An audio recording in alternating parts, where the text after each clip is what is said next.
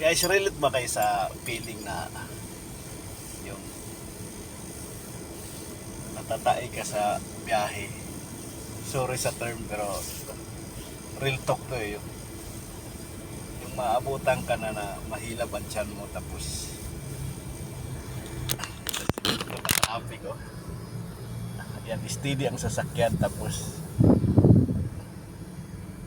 although hindi naman ako nagbukas sa booking kasi parang ramdam ko kanina sa isa kong pasahero na umihilap na talaga ang tiyan ko eh.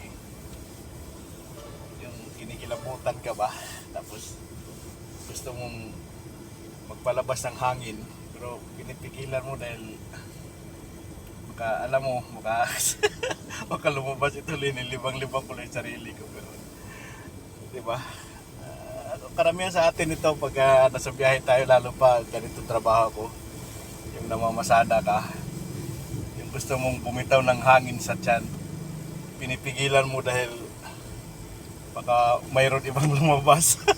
Sorry pero totoo to, tinan mo parang kinikilabutan ka talaga yung hindi mo alam kung anong feeling. Tapos sobrang traffic pa talaga yan o hindi siya gumagalaw. Kainis tapos ang layo pa ng gasoline station na dapat mong puntahan tapos minsan yung ganyan maranasan mo na pagdating mo doon may tao din yung CR. Ito yung feeling ko ngayon. Ang hilab ng tiyan ko, hindi ko alam kung bakit. Siguro yung nasa inom kong tubig ito na kahapon kasi may naiwan akong tubig dito. Ayan o, may nainitan siguro, tapos ininom ko kanina umaga, doon to nag-umpisa eh. Tapos yan ganyan o, napaka-traffic sobra. Kinikilabutan na ako. Ayun na, stop na naman o. Hindi pa kami nakaalis dito, stop na naman. Like, ay!